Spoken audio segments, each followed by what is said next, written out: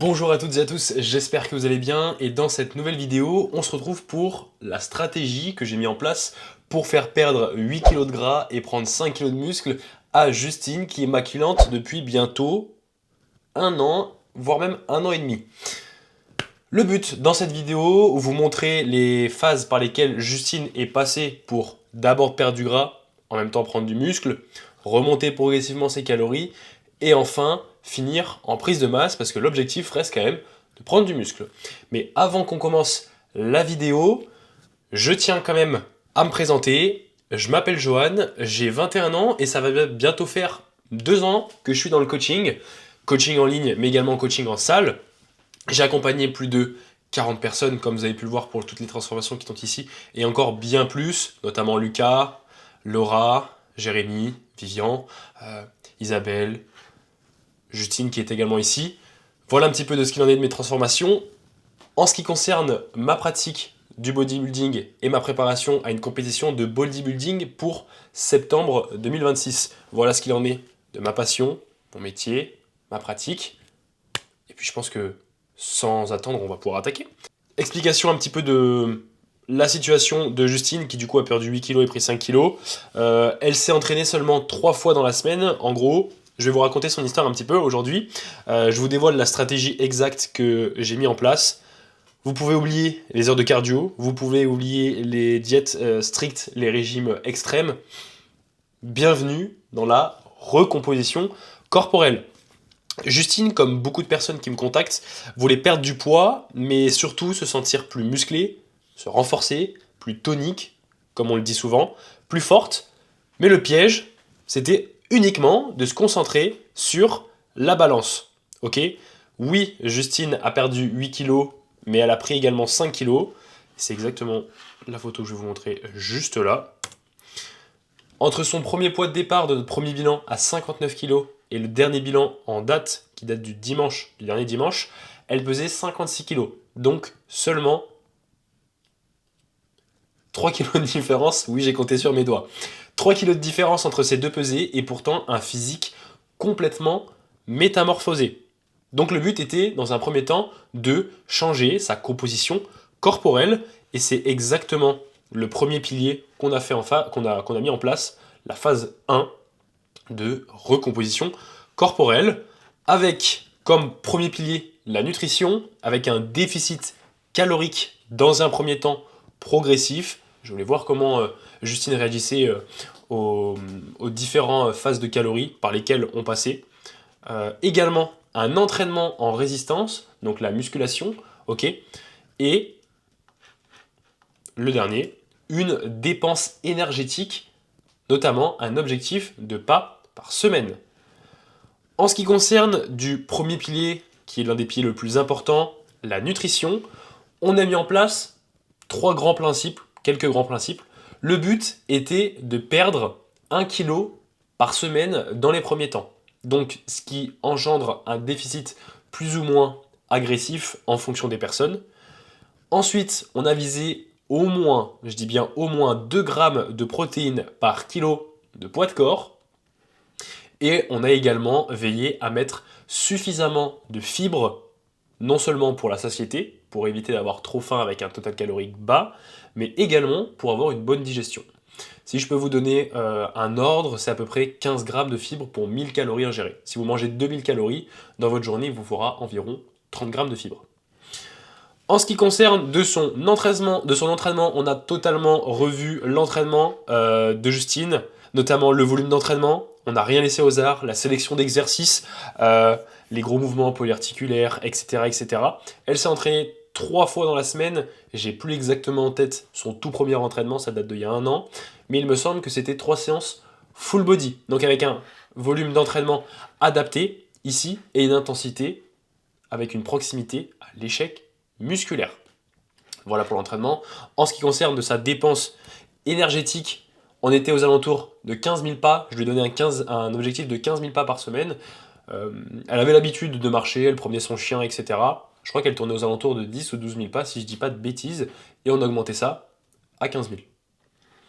Bien évidemment, chaque semaine, elle avait le droit à son bilan pour analyser les données, et faire des ajustements si nécessaire, ce qui a été le cas dans les premières semaines, parce qu'on visait quand même une perte de 1 kg par semaine, je le rappelle. Ça, c'était la phase numéro 1, la phase de recomposition corporelle. Ensuite vient la phase de... Si j'y arrive... Ouais, attendez, essayez de vous faire un truc propre quand même. La phase de retour à maintenance calorique. Ok, ça c'est la phase 2 par laquelle on est passé.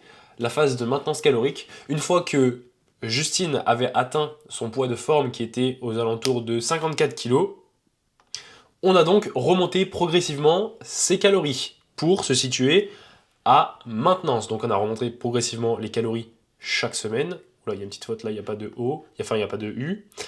Ensuite, en ce qui concerne de l'entraînement, on n'a strictement rien touché, on est resté sur le même programme. Même entraînement que la phase 1. Et en ce qui concerne de la dépense énergétique, toujours un objectif de pas pour avoir une maintenance calorique plus élevée et donc manger plus. Parce que je me rappelle bien, Justine avait très souvent faim. En ce qui concerne de la nutrition, toujours un objectif de suffisamment de fibres pour la digestion et la satiété toujours, malgré qu'on soit en maintenance calorique. Toujours un apport en protéines élevé. Et en ce qui concerne des calories, on faisait un up de environ plus de 200 calories par semaine. En contrôlant bien évidemment son poids, à ce qu'il ne monte pas trop vite, ou même, si je dis pas de bêtises, dans les premiers temps, j'avais beau remonter les calories, elle était toujours en déficit calorique. Donc ça c'était plutôt cool. Ensuite, comme je vous disais, au niveau des entraînements, toujours garder une proximité à l'échec et un bon volume d'entraînement adapté. Et une priorisation, bien évidemment, des groupes musculaires à privilégier, qui étaient notamment son dos et ses ischios. Je vous parlais de dépenses énergétiques. Elle se situe maintenant à 17 000 pas en moyenne. Justine a totalement adopté le mode de vie de marcher régulièrement. Elle travaille en marchant, si je dis pas de bêtises. Donc ça reste une dépense spontanée. Donc on touche pas à ça. Justement, ça lui fera manger beaucoup plus de calories. Bien évidemment, toujours un tracking et une analyse des données chaque week-end, même des fois dans la semaine. S'il y a besoin de me faire des bilans, il n'y avait aucun problème pour me faire des bilans dans la semaine et faire les ajustements nécessaires. Ce qui nous emmène à la phase numéro 3, la phase dans laquelle on est actuellement, la phase de prise de masse. Remonter les calories pour être en surplus calorique afin d'être dans un bon environnement pour construire du muscle. La nutrition, on a augmenté progressivement ces calories de façon à ce qu'elles prennent environ 500 grammes par mois, ce qui équivaut à peu près à 5% de calories en plus que sa maintenance. Toujours suffisamment haut en protéines, 2 grammes, voire même 2,3 grammes par kilo de poids de corps. Et ce qu'on a fait, c'est qu'on a également diminué son volume alimentaire. Parce que, à contrario, maintenant, Justine a un peu de mal à finir ses assiettes, contrairement à en sèche. Donc, on a diminué le volume alimentaire, privilégié des aliments denses en calories, toujours en gardant 15 grammes de fibres par kilo de poids de corps. Par 1000 calories, pardon, autant pour moi. Toujours pour avoir une bonne digestion qui est très important. Ensuite, en ce qui concerne de l'entraînement, nouveau programme avec de nouveaux objectifs au niveau du physique. Justine a considérablement explosé son haut du corps pendant la première année. Des bras énormes, des épaules énormes, c'est des coups de ça. Je pense qu'elle vous dira la même chose. Donc, le nouvel objectif était de diminuer le volume d'entraînement sur le haut du corps, de façon à le maintenir, voire même légèrement le faire progresser, toujours en continuant ça, mais se focus sur le bas. Donc le volume qu'on a pris sur le haut, on l'a mis sur le bas, histoire d'avoir beaucoup plus de stimulation au niveau de son bas du corps, notamment au niveau toujours des fessiers, plutôt toujours des ischios, et davantage sur les fessiers. Le but est d'avoir un bas du corps énorme comme le haut. Donc, on a revu, tac, donc toujours une intensité déjà et une proximité à l'échec, toujours. On a revu du coup le volume d'entraînement sur les groupes à prioriser, comme je vous disais, les fessiers et les ischios, et on a mis les groupes prioritaires en premier dans la séance. On a fait les fessiers en premier, on a fait les ischios en premier, toujours sur un format de 3 séances par semaine. Si je dis pas de bêtises actuellement, on est sur un upper lower, enfin un lower upper lower, donc 2 séances bas du corps, 1 séance haut du corps. Et en ce qui concerne de sa dépense, elle est toujours haute en nombre de pas, toujours environ à 17 000 pas, ce qui lui permet aussi également d'avoir un peu plus de calories à disposition. Je vous fais un update là actuellement, il est possible qu'on augmente ses calories, donc il est possible que je diminue ses pas. Pourquoi? Elle me dit qu'elle a du mal à finir ses assiettes. Donc c'est qu'il y a un peu trop de calories et un peu trop de volume. Si on veut qu'elle reste à ce même total calorique et qu'elle continue de prendre du poids, il faudra certainement toucher sa dépense spontanée, donc peut-être baisser le nombre de pas. Mais ça, on verra. Et bien évidemment, toujours une analyse, comme je vous disais, des données chaque semaine, chaque week-end, des retours vidéo aussi sur les corrections d'exécution pour s'assurer qu'elle est tout simplement dans la bonne direction. Et je pense qu'on est très très productif lors de cette phase-là. Donc voilà, le secret de Justine n'est pas un secret, c'est une stratégie intelligente et progressive avec 3 phases très simples. Une première avec un déficit calorique, une deuxième avec une maintenance calorique et une dernière avec une prise de masse. Le tout avec un entraînement stratégique, avec une bonne sélection d'exercices, une dépense énergétique aussi intelligente, pas de cardio, seulement un nombre de pas à effectuer dans la semaine, donc avec un résultat de 8 kg de gras perdus et 5 kg de muscles. En plus, c'est une véritable transformation.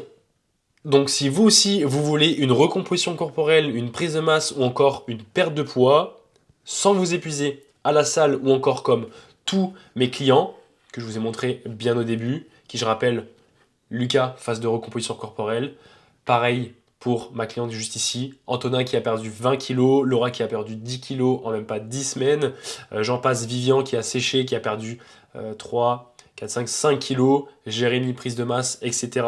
etc. Vous n'avez plus qu'à cliquer sur le lien dans la bio, ça vous redirigera vers mon lien pour qu'on puisse se préparer une consultation complètement gratuite pour qu'on puisse discuter de vos objectifs, pour que je puisse vous donner un plan d'action simple à mettre en place et pourquoi pas travailler ensemble par la suite. N'oubliez pas de liker, partager, vous abonner sur Instagram ou encore sur YouTube sur cette vidéo. Ça ferait énormément plaisir, ça m'aide également pour le référencement, également pour ma création de contenu et ça me donne de la force. Tout simplement, écoutez, merci d'avoir regardé cette vidéo, c'était Johan et puis je vous dis à très vite.